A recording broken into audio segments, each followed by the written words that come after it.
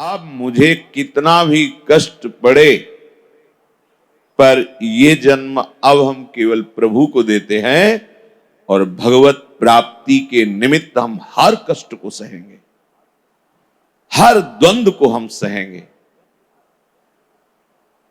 पर प्रायः ये एक निश्चय वाली बुद्धि सबके नहीं होती। सब कोई कर सकता है, पर विषयों का इतना प्रबल आकर्षण है कि हृदय उसका घबराता है ऐसा निश्चय करने में। प्रभु कह रहे व्यवसायात्मिका बुद्धि रेके कुरुनंदन बहुशाखा हृनन्ताश्च बुद्धियो व्यवसायिनाम। हे कुरुनंदन, ये जो सम बुद्धि की बात कही गई, इसकी प्राप्ति उसी को हो सकती है जो एक निश्चय वाले होते हैं। बुद्धि का एक निश्चय, सब कुछ सहेंगे पर हरि भजन नहीं छोड़ेंगे। इस जन्म में मुझे प्रिया प्रीतम के समीप पहुंचना है, एक निश्चय। जिनका एक निश्चय होता है, हे पार्थ, वही समता को धारण कर सकते हैं। और जिनका एक निश्चय नहीं होता, ऐसे मनुष्यों की बुद्धि एक नहीं कही जाती। प्रभु कह रहे हैं बहुशाखा हृनन्ताश्च बुद्धयो अव्यवसायी नाम। ये बहुत शाखा वाली अनंत बुद्धियां उनके होती हैं। यहां भाव प्रभु जो प्रकट कर रहे हैं, कह रहे हैं कि जिसके हृदय में ये भाव है कि अभी तो हमने भोगों को भोगा ही नहीं, ये भोग लें, ये देख लें, ये सुन लें, ये सूंघ लें, ये छू लें, आदि आदि, ऐसा हो जाता तो ठीक है, ऐसा हो जाए तो और बढ़िया है, ऐसा कर लूंगा। ये जैसे एक शाखा से बहुत छोटी छोटी टहनियां निकलती हैं, फिर उसमें और छोटी छोटी, ऐसे ही भोग की इच्छा मात्र से अनंत शाखाएं प्रकट हो जाती हैं। और यही संसार का बंधन है। ऐसा पुरुष क्षमता को नहीं धारण कर सकता, क्योंकि समता को धारण करने वाली बुद्धि एक निश्चय वाली होती है। सांसारिक वस्तु, पदार्थ, कामना, भोग, बहुत शाखाओं वाली बुद्धि इसमें विचरण करती है। लेकिन प्रभु की प्राप्ति वाली एक बुद्धि होती, सब तज हरि भज, खत्म। एक में काट दिया, पूरा संबंध काट दिया। धन की कामना, भोग की कामना, मान बढ़ाई की कामना, बहुत कामनाओं की भीड़ है, बस एक जगह से काट दिया कि मुझे प्रभु चाहिए और कुछ नहीं। सब तज हरि भज, काट दिया। अब वो जड़ से कट गई तो उनकी बड़ी बड़ी शाखाएं, छोटी छोटी चहनियां, सब खत्म। इसलिए एक बुद्धि है। लेकिन भोगों वाली बुद्धि बहुत शाखाओं वाली, जैसे मिठाई पाई जाए। अब मिठाई में क्या पाया जाए? गुलाब जामुन, गुजिया, दूध पकौड़ी, ये बहुत शाखाएं। ये भोग किया जाए, बहुत शाखाएं। बहुशाखा हृनन्ताश्च बुद्धयो अव्यवसायी नाम। जिनकी भोग बुद्धि है, उनकी बहुत शाखाओं वाली, बहुत शाखा, किस किस को काटे, भीड़ लगी हुई। कामना, वासना, तृष्णा, इच्छा, राग, द्वेष, जिसके भीतर मैं भोग करूंगा ये भाव है,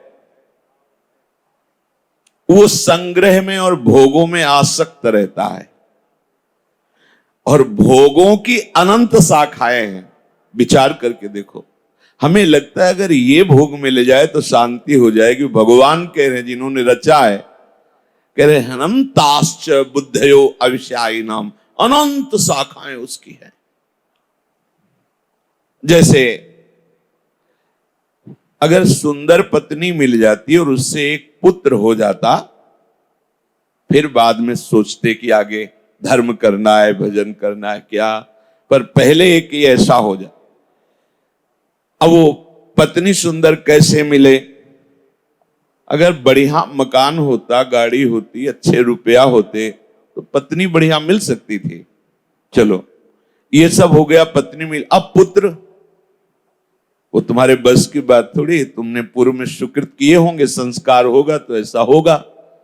अब पुत्र नहीं हो रहा तो डॉक्टरों के पास चलते हैं, औषधियां लेते हैं, या बड़े बड़े मंत्रवेत्ता से अनुष्ठान कराते हैं, दान पुण्य करते हैं, या चलो भाई वो सिद्ध महात्मा है उनसे पुत्र प्राप्ति का आशीर्वाद ले लेते हैं। बहुत बहुत शाखाएं, एक एक विषय की बहुत बहुत शाखाएं। नहीं, धन तो जरूरी है ही है, धन नहीं होगा तो कुछ नहीं है। धन से ही धर्म होता है, धन से ही शरीर का पोषण होता है, और धन से ही कहीं ना कहीं ठाकुर सेवा भी होती है। धन तो जरूरी है ही है। अब धन कैसे आवे? नौकरी करें, व्यापार करें, और भी बहुत से उपाय करें, पर इनसे सही माने में धन नहीं आएगा। झूठ तो बोलना ही पड़ेगा व्यापार में, अगर झूठ नहीं बोलेंगे तो व्यापार कैसे चलेगा? थोड़ी बड़ी बेईमानी तो चलती है, फिर से थोड़ी से काम नहीं चलेगा। अब ऐसा कोई हाथ मारे जिसे लंबा धन आवे, एक बार अधर्म हो जाएगा, हो जाएगा, थोड़ा सा दान पुण्य कर देंगे, वो पैसा पवित्र हो जाएगा। लोगों की जो अनंत शाखाओं की बुद्धि है, अज्ञान की, ये अज्ञान की बुद्धि है। अब किसी ने उनको बताया कि अगर इस आदमी को तुम मार दो तो 5 लाख रुपए मिलेंगे, व्यवस्था हम कर देते, तुम्हारा कुछ नहीं बिगड़ेगा। राजी हो गया। कितना अपराध पे अपराध भयंकर बनता चला जाता है। भगवान कह रहे हैं कि जिनके हृदय में ये भोगों की भोगने की लालसा है, वो समता को समझ ही नहीं सकते। नहीं तो प्रभु ने कहा अगर समता का थोड़ा भी आरंभ कर लिया जाए तो आवागमन के चक्र को मिटा देगी। देखो, आप लोग कृपा पात्र जन हैं। समता का स्वरूप सहना है। एक स्वरूप की क्षमता होती है जिसमें इधर और इधर सब प्रभु ही है, ऐसा अनुभव होता है। पर ये स्वरूप की क्षमता का अनुभव करने के पहले अंतःकरण की क्षमता आवश्यक है। अंतःकरण की क्षमता होती है क्षमता, अंतःकरण की समता होती क्षमता। क्षमता, हाँ, सहनशील, शांति, अव्यर्थ कालत्वम। जिसने नियम ले लिया है कि किसी भी तरह से मैं अपनी शांति भंग होने नहीं दूंगा, किसी बिना बाहरी सहयोग के। देखो, इसमें अगर बाहरी सहयोग लेने की आपने थोड़ी भी इच्छा की तो अनंत शाखाएं फूट पड़ेंगी। हमें इच्छा ही नहीं रखनी। हमारी सुरक्षा का भार और हमें अप्राप्ति की प्राप्ति कराने का भार हरि गुरु के ऊपर है। बिल्कुल विश्वास रखो, किसी अस्त्र में ताकत नहीं है कि आपके पांच भौतिक शरीर का भी भेदन छेदन कर सके, क्योंकि प्रभु हैं। और अगर उनका विधान है तो किसी भी रक्षा कवच की ताकत नहीं कि बचा सके। बिल्कुल दृढ़ निश्चय कर लो। पर यह दृढ़ निश्चय भगवत कृपा से ही होगा, नहीं तो हम बातें जरूर करते हैं प्रभु के विश्वास की, पर हम विश्वास रखते हैं अस्त्र शस्त्रों में, विश्वास रखते हैं मित्रों में, अंगरक्षकों में। जब अजान बाहु अभेद भुज दंड मूल प्रभु के भुजाओं का भरोसा होगा तो फिर अन्य कोई भरोसा नहीं होगा। अन्य भरोसा हुआ तो बहुत सी शाखाएं हैं। बोलो अन्य भरोसा में क्या विश्वास? कि अस्त्र चल ही जाएगा, यंत्र है, नहीं चला। क्या विश्वास? जो अंगरक्षक उसी की बुद्धि बदल जाए, काल उसी की बुद्धि में बैठ करके प्रहार करवा दे। क्या भरोसा? एकमात्र जिसे किसी भी तरह की कोई सुख सुविधा की आकांक्षा है तो उस समता को नहीं धारण कर सकता है। यह खास बात है, क्योंकि समता हृदय की क्षमता है। जब तक आप इस बात को स्वीकार नहीं करेंगे, भगवत मार्ग में आगे नहीं बढ़ पाएंगे। प्रायः लड़खड़ा के यहीं गिर जाते हैं, राग द्वेष में ही गिर जाते हैं। बहुत बड़ा जाल है। राग द्वेष दोनों खोइए तब खोजिए पद निर्वाण, महापुरुषों ने कहा है। प्रभु कह रहे हैं कि पहले तो तुम्हें सत्संग के द्वारा निश्चय करना होगा। ये तुम्हारी जो बहुत शाखाओं वाली बुद्धि है, इसका त्याग किए बिना निश्चय नहीं होता। हमारी जो बुद्धि बहुत शाखाओं में फैली हुई है, उसका कारण ढूंढना होगा। हमारा बहुत शाखाओं में भ्रमण करने का कारण है सुख। हम कहीं भी किसी भी व्यक्ति से, वस्तु से, स्थान से या कहीं, उसका कारण होता है सुख भोगना। ध्यान दीजिए, पूरी की पूरी जीवन इसी में व्यतीत हो जाता है, सुख की खोज। और इधर सुख है नहीं। दुखालयम भगवान ने बनाया और मोटी हेडिंग में लिख दिया, दुखालयम अशाश्वतम, ये नाशवान है और दुखमय है। और आप उसी बाजार में जहां दुख बट रहा है, दुख योनया, जिसके भोगने से दुख ही प्रकट होगा, वहां सुख की खोज कर रहे हैं तो अतृप्त ही रहते हैं। कारण उसका है, वहां है नहीं वो। कीट पतंगे से लेकर बड़े बड़े सम्राट तक सब अभावग्रस्त हैं। ये महापुरुषों की अंतर्दृष्टि से देखा गया है। एक छोटे कीट से लेकर एक बहुत बड़े सम्राट के हृदय को देखा तो अभाव ही अभाव है, अतृप्ति ही अतृप्ति है। अपने को लगता है अगर इतना रुपया हो, इतनी वस्तु हो, ऐसा सुंदर रूप हो, ऐसा मकान, ऐसा जैसे हम कल्पना करते हैं, ऐसा ऐसा हो तो हम सुखी हो जाएं। तो बहुत से लोग ऐसे हैं जो तुम कामना कर रहे हो, वो उनको सहज में प्राप्त है, तो वो निष्काम हो जाना चाहिए। पर वो उससे बड़ी कामना कर रहे हैं, उससे बड़ी कामना, वो उससे बड़ी कामना। समझो, ये बहुत शाखाओं को काटना होगा, नहीं भगवत मार्ग में आगे नहीं बढ़ पाएंगे। सबको अभाव ही अभाव है, सबको। दुखालयम अशाश्वतम में जो सुख खोज रहे, सबको अभाव है। महापुरुषों ने देखा, कोई कितनी भी सांसारिक संपत्ति का या कितने ही उच्च पद का अधिकारी क्यों न हो जाए, वो अपनी स्थिति से कभी भी संतुष्ट नहीं हो सकता। सांसारिक संपत्ति और सांसारिक उन्नति आपके हृदय में अभाव ही पैदा करेगी। अपने से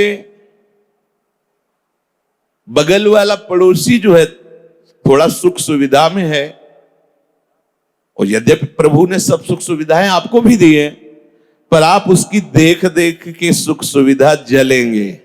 बगल वाली दुकान में 2-4 ग्राहक ज्यादा आ जाते हैं, आप बैठे बैठे सोचेंगे क्या विधान हो कि ये कैसे नष्ट हो।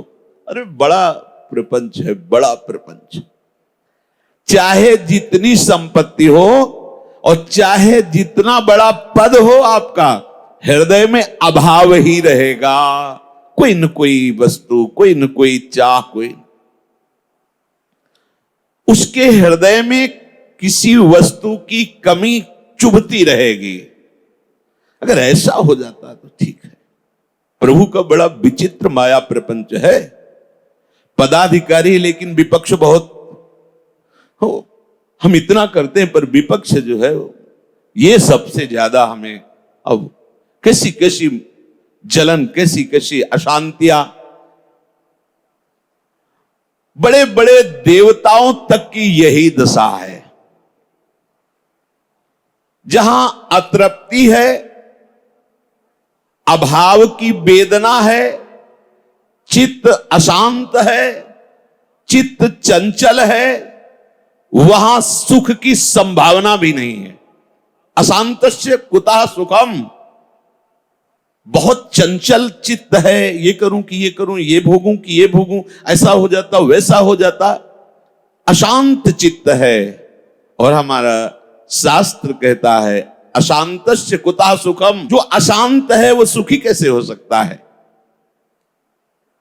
ये अतृप्ति बढ़ती ही रहेगी, तब तक नहीं मिट सकती जब तक ऐसी वस्तु प्राप्त हो जाए जिसके प्राप्त होने के बाद कुछ प्राप्त करना बाकी नहीं रहता, जिसको जान लेने के बाद कुछ जानना बाकी नहीं रहता। यही शांतस्य है, यही सुख है, यही परमानंद है। प्रभु को पा लेने के बाद कुछ पाना बाकी नहीं रहता, और प्रभु को जान लेने के बाद कुछ जानना बाकी नहीं रहता। आप देखो, एक दिन चिंतन हो रहा था कि एक अंगूठी एक सोने की लर में बंटवारे में इधर से उधर हो गई तो भाई भाई के जान घातक हो जाते हैं। और वैराग्य की भावना मात्र आने से सब आभूषण ऐसे तिनके की तरह उतार कर छोड़ दिए, मुंडन करा लिया, रज लगा ली। तब विचार आता है कि देखो, प्रभु की अभी प्राप्ति नहीं हुई, प्राप्ति की तरफ कदम रखा, कैसी कैसी तृप्ति। अब मुझे ये सब नहीं चाहिए, ये जो मन भावे सो हमें। रज लगा ली, मुंडन करा लिया, क्या हो रहा है? ये अभी मिले तो नहीं ना प्रभु, लेकिन ये मार्ग ही ऐसा, इसमें कदम रखते ही ये सब तिनके के समान हो जाता है। सुरपति नरपति लोकपति जिनके भाव है घास, तिनके के समान। कैसा आश्चर्य में होता है। जिस रुपया पैसा संपत्ति भोग के लिए जीव परेशान है, उस पद प्रतिष्ठा रुपया संपत्ति भोगों को ऐसे ऐसे तिनके की तरह, अभी भगवत साक्षात्कार नहीं हुआ कि भाई सुख हो गया तब त्याग है, नहीं। उस सुख की छोटी सी लालसा सत्संग से उदय हुई, सब संबंध, सब भोग सामग्री, सब सुख सुविधाओं को तिलांजलि दे करके प्रभु के भरोसे हो गए। देखो ना, सब शाखाएं कटती चली जा रही। तो जो पूर्ण है, जब तक उसका आश्रय नहीं होगा तब तक ये बुद्धि बहुत शाखाओं में दौड़ाती रहेगी। वो पूर्ण एकमात्र प्रभु हैं, हमारे प्रीतम हैं। उनके सिवा चाहे जिस वस्तु का आश्रय ले लो, चाहे जिस व्यक्ति का आश्रय ले लो, चाहे जो कुछ कर लो, चाहे जो कुछ बन जाओ, कभी तुम्हें शांति नहीं प्राप्त हो सकती, विश्राम नहीं मिल सकता। और अशांतस्य कुतः सुखम, अशांत है हृदय तो सुख कहाँ है? परिणाम अशांत का विनाश ही होता है। इसलिए शांत हो जाओ, शांत बैठ जाओ, धैर्य पूर्वक विचार करके प्रभु का आश्रय लेकर निश्चिंत हो जाओ। प्रतिक्षण जो भी देख रहे हो, जो भी अनुभव कर रहे हो, ये सब विनाश की तरफ जा रहा है। प्रतिपल तुम्हारी अतृप्ति बढ़ती जा रही है और जीवन विनाश की तरफ जा रहा है। कैसे तुम विश्राम प्राप्त कर पाओगे? संभव नहीं है। इसलिए ये जो अतृप्ति है, ये भोगों की नहीं है, ये प्रभु की है, सबके हृदय में। एक जो किसी वृद्ध से भी पूछो, ये पूरा जीवन अब आप वो जलता मिलेगा। अपने तो देखे, अब विषय मदिरा पिए तो भले कह दे कि भाई हम सुखी हैं, नहीं जब प्यार से पूछोगे, उसे ये पता हो कि हमारे दुख का निवारण कर देंगे, तो पूरी लिस्ट आ जाएगी सामने। बिंदौर से हम ऐसे भ्रमण कर रहे थे, यमुना जी के किनारे है फतेहपुर जिला उधर, तो ऐसे गली से निकले तो आवाज आई, स्वामी जी रुकिए, स्वामी जी। देखा तो नीचे एक सीढ़ियों से भागते हुए एक वृद्ध आ रहे थे, आए, आप देविये से, फिर रुके, बोले बहुत हमें कष्ट दिया जा रहा है, ये जो आप बिल्डिंग देख रहे हैं मेरी है, मेरे 2 पुत्र हैं, दोनों को हमने दे दिया, उनका अधिकार हो गया, अब हमें न तो चाय मिलती है, न भोजन मिलता है, न कहीं प्यार भरा वचन मिलता है। अब ये इस जेल में मैं रहा हूं, ये सब कुछ मेरा है, संपत्ति सब मेरा, जो अपमान होता है मेरा, जो, तो मैं बहुत दुखी हूं, क्या करूं। ऊपर से हमने दूर से आपको देखा तो लगा कि संत से कहूं तो उपाय मिल जाए, उनका जो उपाय है वो तुम कर नहीं पाओगे, चाहे जितना दुख दे रहा हो, लेकिन ये मकान तुम्हारा है, वो बेटे तुम्हारे हैं, ये राग तुम्हें दूर नहीं होने देगा, और जब तक ये राग है तब तक आपके हृदय को चैन मिलने वाला नहीं, क्योंकि हमारा विश्राम स्थल प्रभु के चरणों का अनुराग है। बात अब समझ में नहीं आएगी, अगर इतने ही समझ में आ जाए तो भगवान नाम जप करो और इनमें भगवत भावना करके शांति धारण करो, अपना जीवन व्यतीत करो, कोई ऐसा नहीं। ये जो हमें लगता है कि हमारी अवस्था यौवन है, अभी ऐसी गलतियां होना स्वाभाविक है, आगे चलकर ये शांत हो जाएगी, ये स्वाभाविक शांत होने वाली नहीं। ये ऐसा कुछ नहीं कि अवस्थागत है, अवस्था बदली तो आप शांत हो जाए, नहीं नहीं, जब तक चिंतन नहीं बदलेगा तब तक शांति मिलने वाली नहीं। 94 वर्ष की आयु के बहुत सुलझे हुए व्यक्तित्व वाले से हमने एकांत में गंगा के किनारे पूछा कि हमारे हृदय में ऐसी एक बात आती है कि 40 वर्ष के बाद शांति मिल जाती होगी काम आदि दोषों से, आपका क्या अनुभव, आप बिल्कुल निश्चिंत होकर बताएं, जिससे मैं अनुभव आपका सुनकर समझ सकूं, शास्त्रों में तो पढ़ाई, पर आप बताइए। तो उन्होंने कहा कि ब्रह्मचारी जी, उस समय नैष्ठिक ब्रह्मचर्य में, उन्होंने कहा ब्रह्मचारी जी एक बात बताए, अब हमारे अंग प्रत्यंग शिथिल हैं पर मन शिथिल नहीं है। हमका बस इतना ही जानना था। उनका हमारा मन जैसे हमने बचपन में देखा, जैसे यौवन अवस्था में देखा, वैसा ही आज है, पर हमारा शरीर शिथिल है। शास्त्रों के स्वाध्याय से, संतों के संग से और अनुभवों से ये पता चलता है कि जब तक आप प्रभु का आश्रय लेकर भजन नहीं करेंगे तब तक कुछ नहीं हो सकता। कुछ भी कर लो, बारी मथे ग्रत होए बरु सिकताते बरु तेल, बिनु हरि भजन न भौतरी या सिद्धांत अपेल।